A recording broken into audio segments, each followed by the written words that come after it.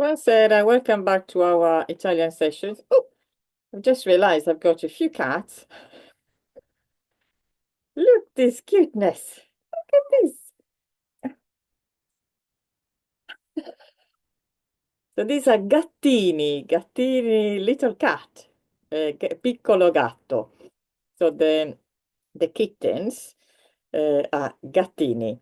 The male cat is un gatto, also as in general, when we're talking about the cat as an animal, we use the masculine. And mother cat is la gatta, or una gatta, so that's the feminine. So these are gattini. And by the way, in English, is essentially it's quite good that for all the little ones for animals, there are different names. There are the puppies and kittens and cubs and I don't know some other little ones. Instead, in Italian, we use one word, which is cucciolo. Cucciolo. So normally when we're talking about cats, we just say un gattino, a little cat. But otherwise, for any other little uh, creatures, we just we just say un cucciolo di cane, un cucciolo di orso. Orso is a bear, not a horse. And look at this. Oh, actually, there are some other animals. Talking about horses, actually, where there is a specific name for it. But in general, we do use the word cucciolo. And also, cucciolo is the. Oh, I have to make sure that I don't lose any. Cucciolo is also the name of the one of the seven dwarfs, I sette nani. I think in English is, oops, the mother has just seen me. I think in English is dopi, in Italian cucciolo. Eh, I think la mamma, la gatta, è tornata. She's reclaiming her little ones. Well, let me see if she's gonna come and give me a beating or something. No, we actually, I think I'll give the little cats back. Shame, that's the best part, isn't it? This is super cuteness. So I'll give the cats back to Mama Cat and I'll come back and we'll do some Italian. So we are back. So those are the little cats, quattro gattini from a cat who used to be, at least, not anymore, randaggio. Randaggio means stray. So this feminine randaggia, una gatta randaggia. As I said, not anymore because now she's here. And she's given me these little presents to thank me for feeding her. Right. So today, apart from I've lost my glasses, I think maybe one of the cats are wearing them. We're going to talk about a request that I had some time ago, but unfortunately I've been delayed with all these some computer things as usual. So let's see. Something that I have prepared. What is the difference between che and quale? So it really is the same difference that in English you have between what and which. Now, what is the difference? What is more in general? Also, when we're talking about uncountable nouns, quale or which is more specific. Let's see some examples. It always makes more sense when we see all these words applied in practical examples or things that we can use. So let's see these examples. The first question with is che lavoro fai? What job do you do? And then let's jump down here. I've written specifically very similar examples to see the difference between the two. So when we ask in che lavoro fai, we don't know what job this person does, so we are asking this information. Instead, let's look at this sentence, this question. Quale lavoro preferisci? Which job do you prefer?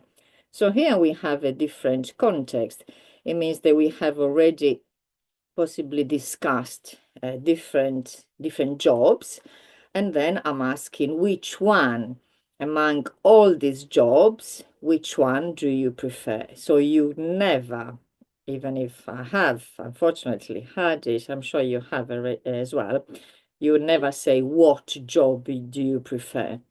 It's which job. When you're choosing among a group of things, of units, of items, whatever we're talking about, it is which, not what.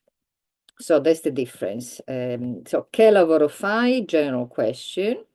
And instead, quale lavoro preferisci? We have a choice or different options. So we're asking which one in particular, in this case, this person prefers. Exactly the same thing here, this question with che sport fai? What sport do you do in general? If somebody says I do sport, and then you can ask what sport do you do? And then this question, similar but again different context. Quale sport vorresti fare? So let's say somebody has listed certain sports, and then you can ask them which one of among the ones that have been listed they would like to do. So which sport would you like to do among the ones that we have mentioned or the ones that we can choose from? So this is the main difference between the two.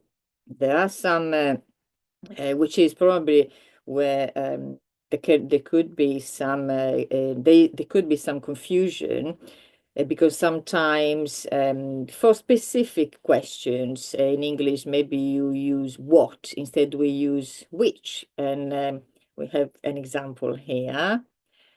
Qual è il tuo indirizzo? Which is your address? And you think, but why? How does it make sense? It doesn't, remember, the things don't necessarily need to make sense in this specific question, which is one of those questions that we can ask quite often, either asking detailed, so personal information, or just among friends or people that we know. So without, in theory, you could say that among all the addresses that you could live in, which one is yours? We can argue that, I think.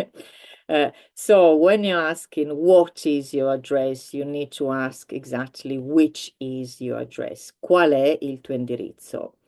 And also here I've added something which relates to quale, because quale, che does not change, it never changes.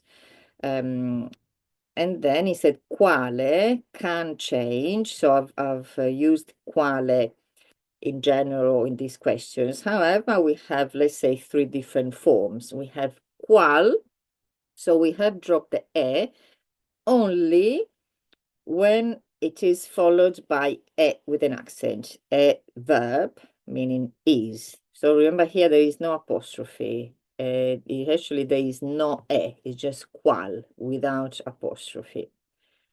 And then we have quale, which is the one they have used earlier, which is used in front of singular nouns, masculine or feminine. There is no difference between masculine or feminine. We only have difference between singular and plural. So quale in front of singular nouns, quali in front of plural nouns. So we have these two examples. Quale libro compri? Which book are you going to buy? Or quali libri compri? Quali libri compri? Which books are you going to buy? So in English, it's the same word. In Italian, as I said, qual, no apostrophe, only in front of e with an accent, a verb, meaning is. Quale in front of singular nouns, masculine or feminine. Quali in front of plural nouns, masculine or feminine. So this is a very, very quick explanation of the difference between che and quale. Remember also I have a video where I talk about che cosa, and chi. So you can watch that one as well and see if it will actually fill some of the information. If I add some of the information that I haven't covered here, I'm just talking about the difference between the two. Instead, on the other video, I'm talking about other things, or the difference, or how to use, I said, che cosa and chi. So that is also useful.